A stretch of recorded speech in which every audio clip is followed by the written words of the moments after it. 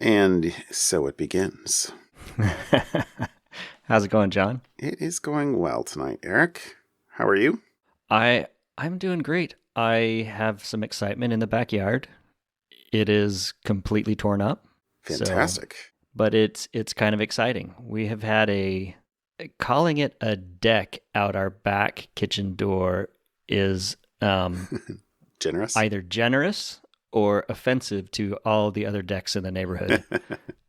It was really mostly just a walkway to get from the kitchen down A to the bottom, landing. but yeah, it was just a landing. So we have been saving up, and finally we're putting in a usable deck, a deck with some square footage.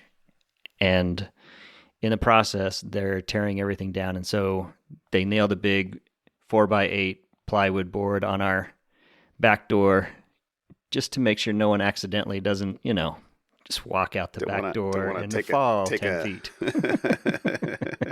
What is it? You take a long walk off a short pier? Yes.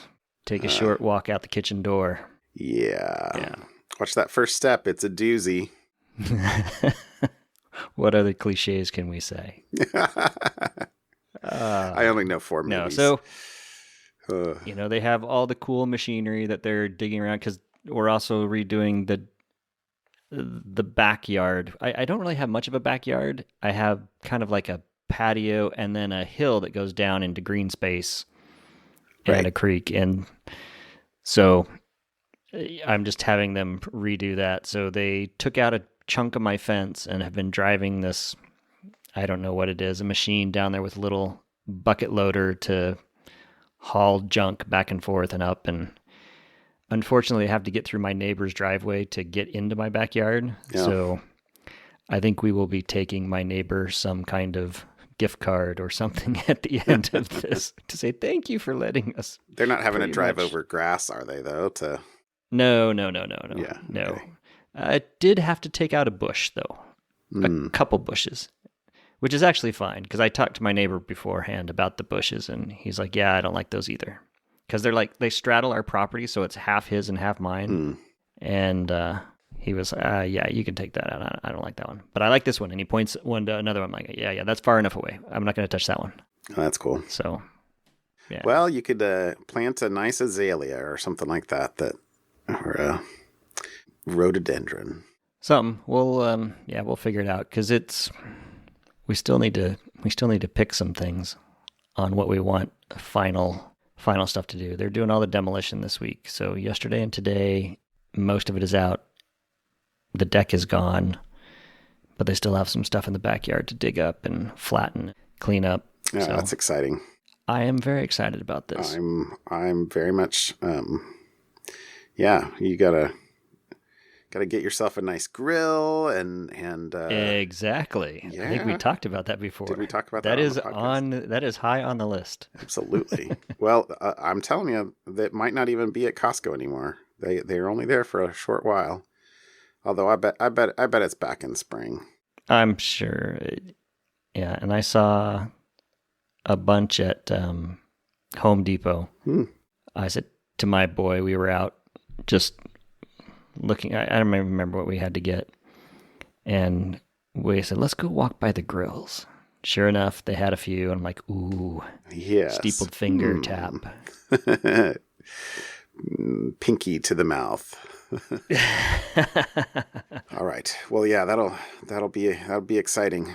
I like being outside. I would, I think it would be a shame not to be able to go out and sit on the back porch and you guys have like no neighbors behind you, looking out over the green space. So yeah, it's nice. Trees and a little stream, little creek that runs between the houses and all right. Good stuff. That will be exciting. How long, if you don't mind, how long is it going to take to till they're quote unquote done? So he told me 3 to 4 weeks, but so we'll see. I don't know if he's going to have to, if he's building and stuff, because the assumption is some stuff might take wrong. time to order. And so, I started this process back in April and the city was very backed up doing permit approvals because of where where it's located, et cetera, et cetera. And the city came back and wanted some erosion control added because I am on a pretty steep hill. Oh, so like on the back side of the property, you mean? Yeah, down into the green, because the green space, is actually a public path. Mm-hmm. It's not a very well known, but it's a public path, and the city maintains it, and they clear it every spring of branches and trees and anything that's fallen over. So there is a public path behind our house along the creek, but it's not well known, which is fine by me. Yeah. Oh, that's cool. Well, that's exciting. I have to keep us updated. What did I do this? The only two things I could remember doing this weekend are I spent a while Saturday putting up a fence. Another fence? Did whatever animal you're trying to keep in escape? No, at least not yet. But no fence jumping cows. No fence jumping. No, this was actually just really a temporary fence that I was putting up to. I've got a couple of goats, and they're right on the other side of the fence from a place where there's all these blackberries growing. And it was like, goats love blackberries. Why are my goats not where they can eat the blackberries that I don't want? So we set up a temporary fence, and we'll probably pay for it in the long run because we took down a fence panel of the pasture they've been in, so that now they can go out the backside of the pasture into this other temporary area. And now when we don't want them in there and we put all the panels back together, they'll be going back there thinking, hey, I can get out here if I just whatever. And goats are, oh my gosh, goats. So they're going to be trouble. So, but in the meantime, they are happily eating blackberries, and that is happy making for me. So you have an approved backdoor for them for now, but at some point you're going to clean up that code. Yeah, and recompile their fence. Yeah, because putting in a backdoor is always a good idea. Not. So anyway, so that was one, and then we'd had this area of where we had some raised beds, and they've been doing nothing but growing weeds for the last summer. And so I literally, I don't even know how many hours I spent on Sunday pulling weeds, but it was a lot of hours. And it wasn't like, careful, dainty, oh, let me pull. It was literally just, no, I have to pull every single green living thing out of this, with just minor exceptions. And it took a long time. But I was listening to a book, which was awesome. I'm listening, finally, I don't know why it took me, a month to get back to it, but I'm listening to book 3 of the Lady Astronaut series, which I think I mentioned a couple months ago, because it was before book 3 came out. Yeah. And book 3 came out in July. But, I get backed up on audio and stuff to listen to, and then I think I forgot about it for a couple of weeks, and eventually was like, okay, now what am I going to listen to? And went, oh, crap, that's right, I had that. That's what I should have done on my last road trip. I should have grabbed those books. I'd forgotten about those books. They're on my need-to-read list, but yeah, I need something to tide me over until November when book 4 comes out of the Stormlight. So excited about that. I see you asked about the cow fence, at least in the notes, and so I guess I'll close our intro part here by saying I've fixed. Did I say on the podcast how I fixed a fence? We fixed a bunch of fencing, but our poor cow is still alone in the pasture because his 2 girlfriends had to go home because they were not staying where they needed to be, and he's dropped a lot of weight in the last few weeks. And so, I mean, we're feeding him hay, but it'll be better when his mother can come back from the neighbors, which should be in another couple weeks. And then there'll be 2, because then he won't be. They're herd animals. They don't like to be alone. I was going to say, is losing weight for a cow probably not a good thing? Well, no. Is that normal? No, I mean, I don't know cows. Don't worry, he's not in any danger of starving. I promise. But he's a good one. It's funny though, because we give him just a little bit of grain. He gets the grain that the goats don't eat every night, just a little bit, but just enough to kind of, get him coming up. We go in, put the grain in, he comes up, starts eating it, and we just kind of, pat him so that he's not kind of wild. I have visions of feral cows roaming the plains in my head.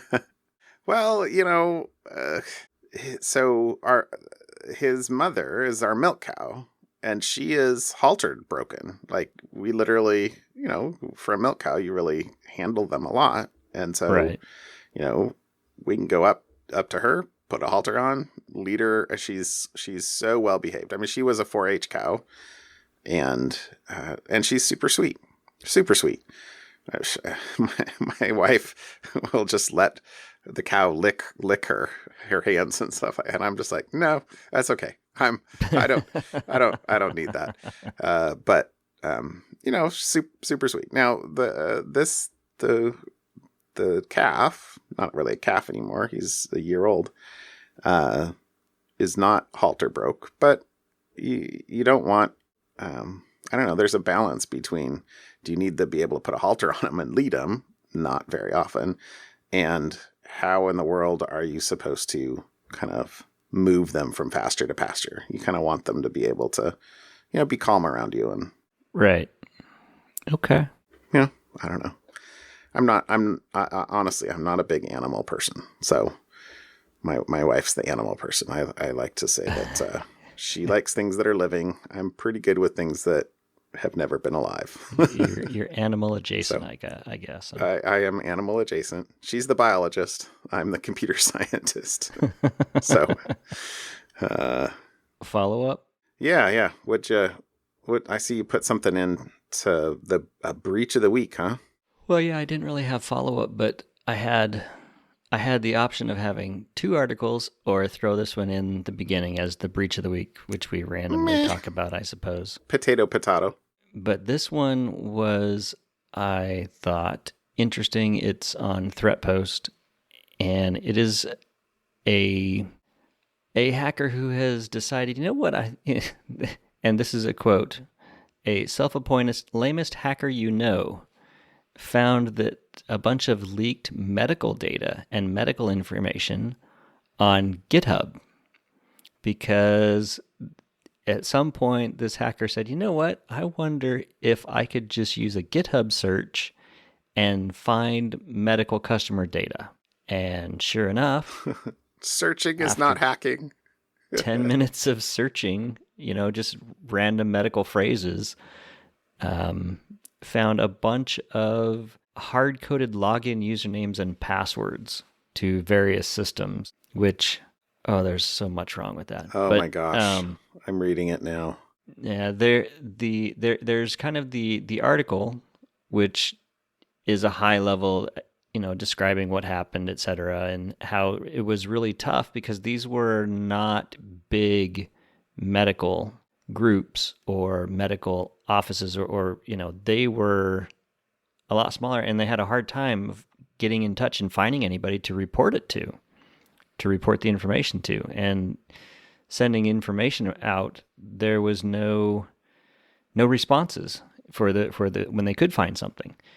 But there's 2 articles. There's the Threatpost article, which that's probably the one we'll link here in the podcast. But if you want more details, which is actually quite good, there's a link inside the article to a collaborative paper that they did with databreaches.net. And the full paper it's a PDF. It's pretty good. It's interesting. It goes into a lot more detail. Mm-hmm. Watch what you check into GitHub. And then if you accidentally do check something you shouldn't in GitHub, don't just delete it and check in again, because it's still in the history. Yeah, that's the problem with source control. It's working as designed. Exactly. Wow. So there you go. Look at this. Breach of the Hey, week. let's see if somebody is actually stupid enough to upload medical customer data to GitHub. There you go. There's a quote. That's all you got to do is ask yourself a question.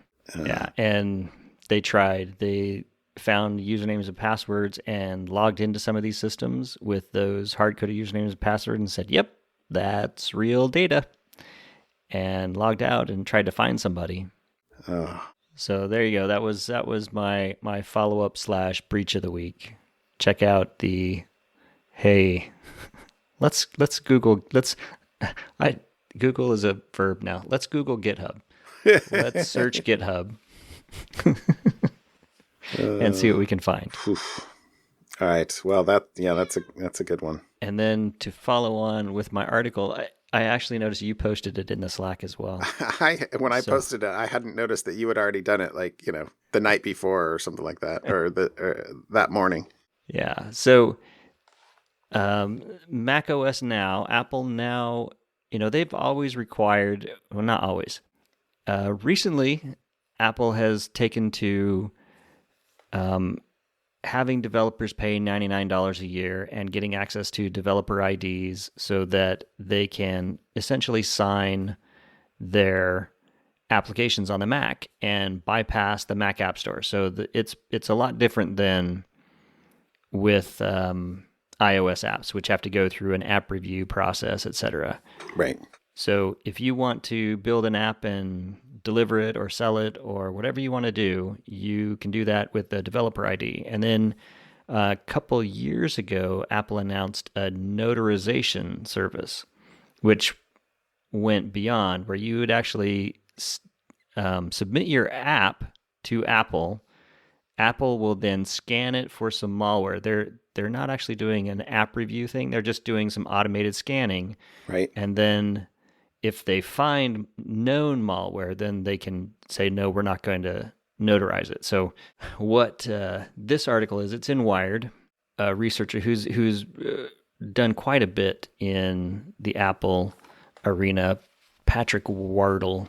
Right. Did I say that right? He notified Apple that apparently Apple had notarized a Schleyer malware.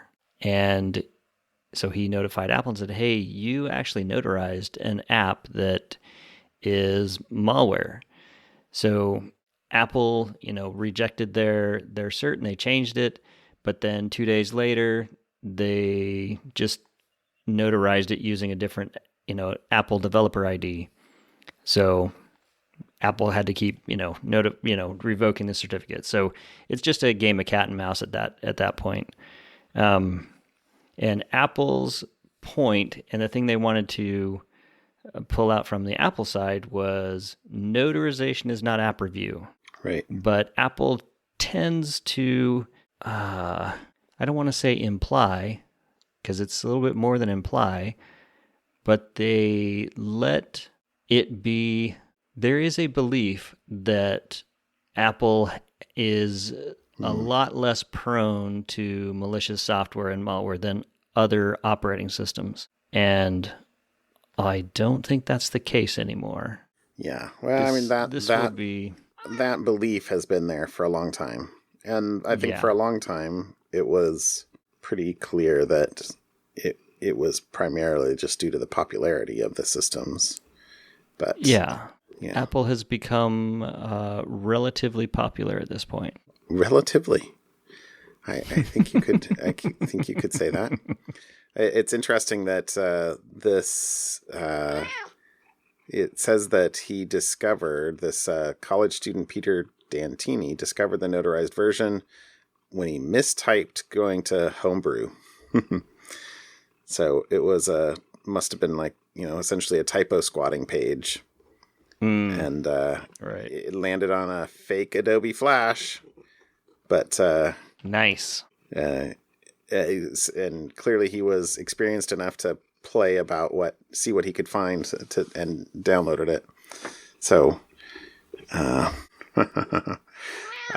must have been I don't know that the original author was a developer, but I mean the fact that he was able to notice that it gave the internet pop up, but not the, didn't block him from running it because because of the notarization.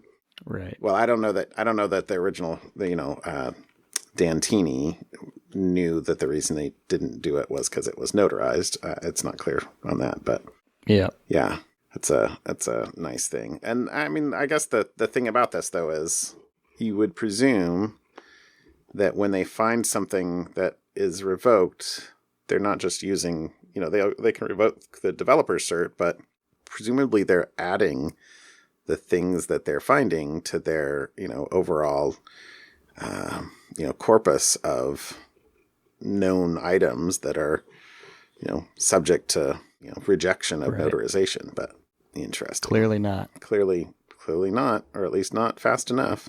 Yeah. Anyways. That's Notarization is not app review.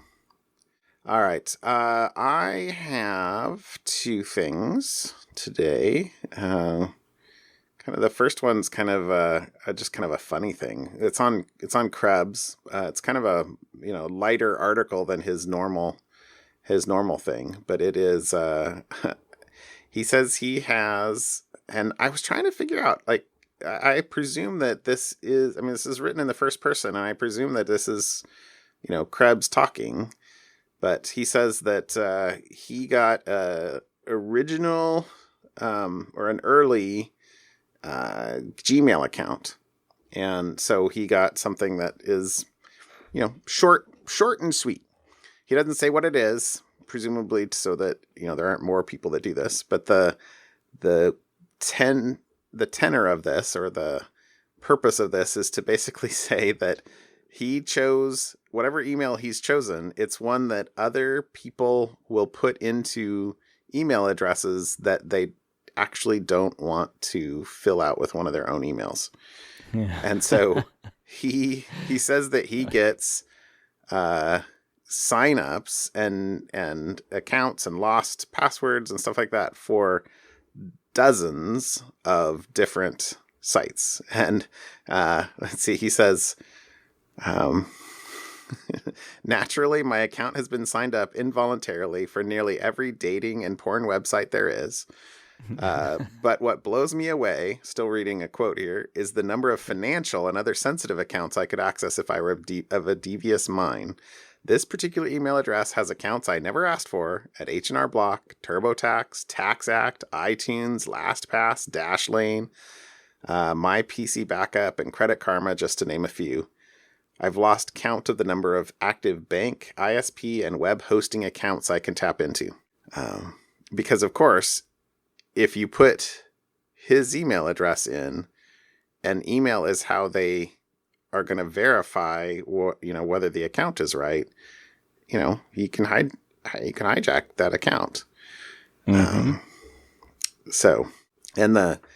I don't know, this is kind of honestly, this isn't something that I had really thought of, honestly, because I did not get an early Gmail account. But yeah, so I don't know that I've ever had a super short, somebody else would guess, account. Well, I've had a few, my last name, very unique. I can pretty much guarantee that I can sign up with whatever user ID, my first name and last name, or my first initial and last name for any account, because it's unique enough. There's a lot fewer Wheelers than there are Kings. Yeah. But on that, there are a number of them, us in the family and out and about. And my daughter, just the other day, my brother forwarded me an email because she had applied online to a place and typed her email address in and accidentally mistyped the email address, and it ended up going to my brother. And he forwarded, said, "Hey, I hope she gets the job, but maybe she should fix her email." Oh, that is pretty funny. And then I've had a couple, family members that have the same first initial have accidentally, on more than one occasion, my sister-in-law emailed me once saying, "I accidentally put in the wrong email, and her first initial is the same as my boy's first initial." And she said, "So if you get an email from here, can you just forward it to me so I can, change the email?" Because email is the primary identifier in It's most kind of like the most cases. skeleton key of accounts. Yeah. And then way, way back in the day, I think this would be 97 into 98. I was working at Novell, and at the time, I was not on the team, but I sat next to the guy who was trying to develop a free email service. Mm. We had Novell had bought WordPerfect at that point, and GroupWise was big, and it was called myrealbox.com. And we got to talking, and he said, "Yeah, you want an account?" I said, "Sure." So I got Eric at myrealbox.com because I thought, "Hey, I'll be good." Well, by 1998 and 1999, I was using that pretty much primarily for things that you could now start doing online, signing up for your secondary address at Yahoo. Because I think Hotmail came out in 96 and Yahoo Mail came out in 97. So this was, Novell trying to tap into that internet, free email account. And I remember getting just the most random emails from people who either mistyped or, oh yeah, I saw you, lucky you got Eric. I signed up as Eric P, and I just, so after a while I had to stop using it because I was just getting more email, and I was I should have just thrown it right to the garbage, but I was too nice. I'd try to find out who it was and email and try to, hey, sorry, this isn't whatever. And I did get a few emails that were of the sort that Krebs talks about, but some very uncomfortable emails that a sender thought they were sending something very personal to someone else, not me.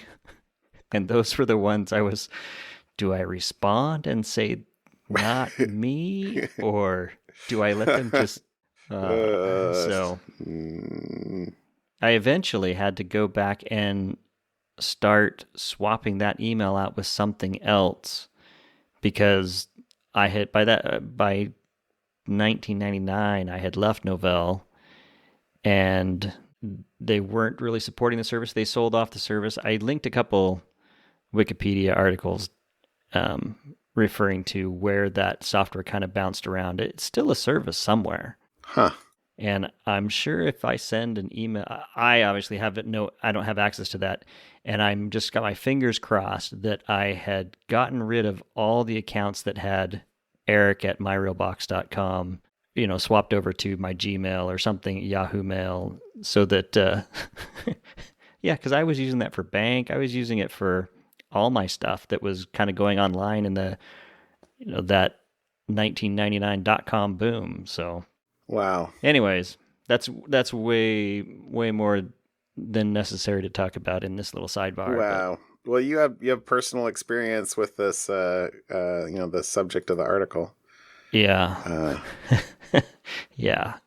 So it's not just getting signed up for other things. It's getting uncomfortable emails that someone sent, not realizing that they had the wrong address. Yeah. So having a very common name, that's a mistake. I don't get those emails anymore. Yeah, and there's other stuff in here about, where he's talking about whether or not, him trying to politely determine whether it's a mistake, and if so, help the person out, and then maybe get yelled at for it. Or he says there's maybe this person in Florida, of course, Florida, assumed he was a hacker, a malicious hacker, and threatened, my husband's a cop, and whatever, crazy. Yeah. But he does kind of bring it back around on, it's kind of ironic because we talked about this, it seems like a month or two ago, about sign up for two-factor authentication before somebody does it for you. Right. And that's also a good way to make sure that your account's not, won't be easy to simply take over. But anyway, and then if you read down in the comments. There's at least a couple of comments to this this post that has stories of other people signing up for first name at iCloud, for example. Yeah. It doesn't say what his first name is, but a similar thing. And anyway, yeah, there's other. He's not alone. Nope. So anyway, that was the first one. The second one I pulled out was an article about Canadian networking gear vendor MoFi Network. So these are high-speed wireless modems, essentially, that use 4G or LTE uplink for providing high-speed access to branch offices, essentially, I think. And the point of this is that they had 10 vulnerabilities, 10, I don't think they were all critical, but 10 mostly critical vulnerabilities disclosed to them in May, of which they only fixed 6. So it doesn't say in this why, what happened and why the full disclosure went out, but presumably they went past their 90 days. And I didn't actually read the first person report from the firm Critical Start, but it says that they found, quote, discovered 10 vulnerabilities in the firmware of these routers earlier this year. And yeah, so critical,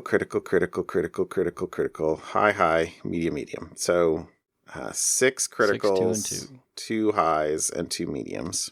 But 3 of the criticals and 1 of the mediums were not fixed. So the other 6 were, but the ones that weren't are things like, just looking at the table here, authentication function passing untrusted data to the operating system without sanitization, so a crafted request can execute arbitrary commands as root. Not good. Authentication function contains undocumented code which provides the ability to authenticate as root without having to know the actual root password. Not good. The drop bear SSH daemon modified to accept an alternate hard-coded path to a public key which allows root access. Nice. This key is stored in a location that is not modifiable by the device owner. Exciting. So those are the 3 criticals that were not fixed. And then there's the poof.cgi script. But you can't make that up. So presumably that's in kind of the management interface. The poof.cgi...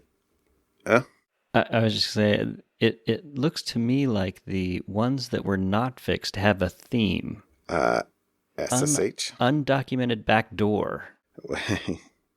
Yeah, in the description, yeah. In the description, yeah. Undocumented backdoor, which, if not being fixed, kind of, at least to me, implies maybe that's how they manage the devices. I would not bet against that. Is the way I would phrase that. I was like, I was sitting there going, oh, maybe this part I should cut out. Well, I mean, they're also clearly in, the SSH code, which that's why that could very easily be it, right? They could very easily have, their central management SSHs to the devices to change settings and uses one of these 2 methods as access. And, right. Boom. But the general way you fix things like that are you have to 2-step it, right? You do one update that doesn't block the old mechanism of access, but creates a new way to make sure that you can access it. So, for example, laying down a real public key. And then, follow that up once that's successfully deployed and you have access via the legit way. You can follow that up with a second update that removes the access. But that can be tricky. That can be tricky in situations like this where, simply the release of a, security patch starts the clock ticking for people reversing what the security patch did. Right. Let's see. I think there were two other points I was going to pull out of this particular article. The first of which is a claim by the security company that says that, even though these vulnerabilities are, they require access to the LAN interfaces, internal interfaces. And it does say that generally these devices are employed by ISPs and that they will oftentimes have, be natted in such a way that you can't you have to be behind the NAT in order to be able to see the LAN interfaces on them or the management interfaces on them. Right. Which is, okay, true, but that's also a speed bump. It's not a protection, right. Guaranteed protection. So that's the first one. And then the second, the last point I was going to bring out is, they say that because of the danger, the Critical Start disclosed or notified US CERT about the findings. And they say the organization appears to have worked behind the scenes on securing the devices because they looked at the number of internet accessible devices, so devices exposed directly to the internet, in June was 14,000, and that dropped 40% over the course of the next 2 months to around 8,200. So the article closes with basically them saying, we suspect this is the result of US CERT working with ISPs to restrict network access to those devices. But that's still 8,200 that are open and publicly available to the internet as of a week ago. There you go. What did people do before Shodan? They were their own Shodan. Yeah, I guess. What is it? Not NetStat. What's the... There was a tool that you could port scan essentially the entire internet if you were bored. I just had to do that the other day. Nmap. Nmap. The tool is Nmap. Nmap. Sorry, I don't know why I couldn't remember that. Yeah, I had it. But yeah, late. I actually, well, I had it in my history. I couldn't because when I redid my network a couple of months, whenever I did that, must have been a month or two now ago at this point, I couldn't remember what IP addresses. I've got a couple of devices that were the transparent. Oh, right. What do you call those? Like transparent bridge. Right. And so I'm like, what IP addresses are those on? They've got to be on here somewhere. So I quick nmap command. Of course, first Google. Yeah. Actually, I could see my history. My first thing was for IP in $do ping -C1. I was writing a little quick loop, and then I'm like, this is dumb. There's another anyway. Whatever. That is that. So let's see. I think that's it. I think I said the last thing I was going to say about that. There you go. So there we go. Ready for something fun? I am ready for something fun. Hit me up. Did you see this? I did not. I saw that you said. Click on the link there. I am totally stealing this. This is not a something fun that I found to doodle on. A friend of ours, Dan, posted it in our Slack. Thanks, Dan. I'm totally stealing this. Something fun. It's arcopypaste.app. What? And it just looks really cool. So basically, you take a picture of something on your phone and then go to your laptop and paste it into a document on your laptop. So I can use this copy phone function to essentially take a picture of something and it will pull it out of, it outlines. What it in the AR Hackfire? To take the image of whatever the AR thing is, and then it's obviously linked to your laptop, and then you paste it into a document. I just watched the image. I'm watching it. If this that is fake, freaking awesome. I still think this is the coolest thing ever. But this is brilliant. It passes the sniff test. So I'm thinking this would be kind of cool to you use your phone with augmented reality, take a picture, a snapshot of something in the real world, and then paste it into your Word doc or your presentation or, whatever app you have on your computer. I mean, isn't that cool?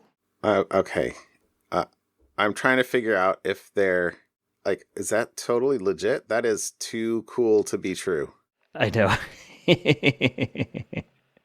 Maybe it's all augmented reality pieces, and this is a hoax. But Okay, well, you know I what? don't know. Look, I'm going to click the request access right now. iOS. Wow. Okay, dude, that is crazy. That is cool.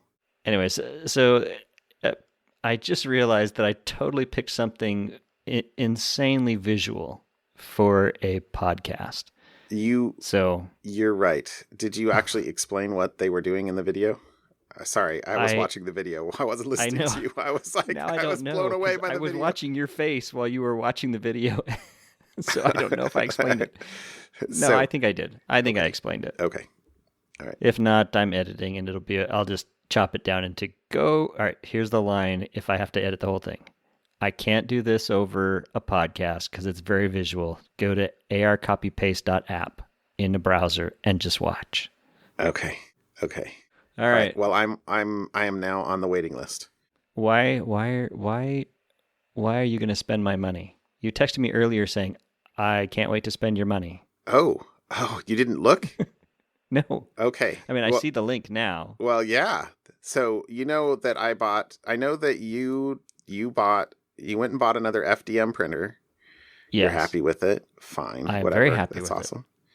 So that I bought an Anycubic, which is the resin printer. Yes. So they just announced, although they sold out, I think, the next Anycubic, which the big difference, as far as I can tell at the moment, is they actually have a 4K screen underneath. So mine is 1080. I don't know what that means. I mean, I guess that means you could get even higher resolution prints? Like double. You've seen how what the amazing resolution mine are. Yeah. Like insane. So now this would be double the resolution so I guess quadruple the resolution. I want to make a nobody needs more than 64K memory joke right here. Thank you, Bill Gates. But I really need 4K as opposed to 1080 resolution for print? You are seriously not making that argument with me, right? I can't help myself. The prints that you showed me are amazingly fine. I don't know why. What? Okay. What? How? Hey, okay. Eric. All right. It can always be better. It can always be better. So this is the Anycubic Photon Mono X or 10. I don't know what it's supposed to be, but so this is the next version of the Anycubic. I have the Anycubic Photon, but this is the Photon Mono X. But oh man, are they seriously the little one's only $209? I might have to do that just for the heck of it. I don't need another printer, but anyway, I'll have to look at that. Anyway, but the big one is $600, which is not cheap, but it's going to have this. The way that these resin printers work is they have the screen underneath, right? So you have a vat that you pour resin in, and that has the bottom of the vat has a transparent film so that the light from underneath can shine up through it. And right. They use the UV screen underneath to basically cure the parts of the print that they want to cure. And then the plate moves up a couple of millimeters and then back down, and then they, flash to cure the next level. Right. And, it prints relatively fast because, you're basically printing the entire level at one shot. Right. And I generally print at, I think it's 8 seconds per level. So Yeah, because there is no X and Y axis. There's only a Z axis, right? yeah, as far as the print goes, yeah. So when you slice it, you're slicing. Yeah. It's like it's like a book, one of those books you used to flip through to make an animation. Oh, Just taking yeah. a single slice at a time.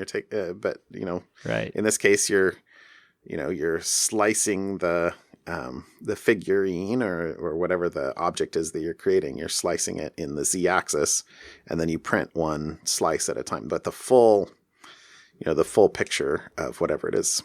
But underneath what they're using, basically like a phone or a tablet, maybe a phablet screen, a LCD screen, and mine is a 1080 screen. Okay, that's that means that there's 1,000 pixel resolution in 3 inches or whatever that is.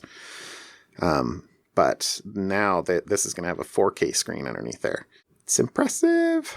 It's very cool. What's the difference between the Mono and the Mono X? Is it print volume? I should. I didn't actually even look at the little one. Because I'm going $209 is a lot less than $600. I gotta say I don't actually know. I'd have to look at it. I shouldn't even look. I'm building a deck. Did I mention this? Yeah, you did mention that, but it's not cheap. Like $200. Penny wise, pound foolish. How does that one go? Yeah. Yeah. So basically, the mono, the little $200 mono looks like it's better in every way than mine. It's got the same size build volume. It's got a higher resolution screen. Dude. So that's my Cool. for something fun. There's a new Photon Anycubic printer coming, and they look awesome. So I'm trying to figure out how I can justify buying another one, which I spent so long not buying a 3D printer because I didn't need it, and now I'm like, ooh, that one's even just a little bit better. Oh, okay. Okay, my second something fun though tonight that we'll close on, because this is what we've been spending time on as a family for the last week, is we've started watching The Umbrella Academy. Have you seen any of those? I watched a first 2 or 3 episodes of season 1 when it came out because my wife really liked it, and I watched the first 2 or 3 with her, and then she watched the rest of them without me, and I never got back to it. So I should keep going. I think I remember enjoying it, but not thinking I gotta finish that. Well, we have definitely gotten into the characters and are laughing out loud as a family at them, and so we're. Is it supposed to be funny? Or is this familial mocking, or is it actually a comedy? The characters are funny. They've got great comedic timing.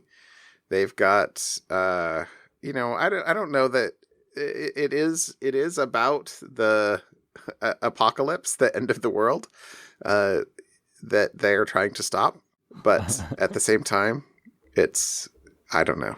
And yes, perhaps we do have a bit of a twisted sense of humor in this family, but we're 3 or 4 episodes into season 2, and we were just saying, as tonight I think we got 3 episodes in before I had to say, I'm sorry guys, I got to go record my podcast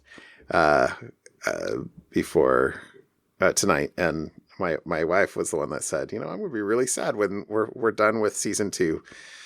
So anyway, we're very much enjoying it. All right. Well, maybe I will give it a go again. There's, I wouldn't call it wholesome family entertainment,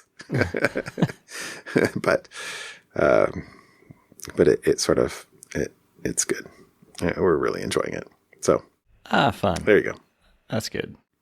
All right, dude. All right, my friend. Call it a show? Yep. I will talk to you next week. All right. Be well.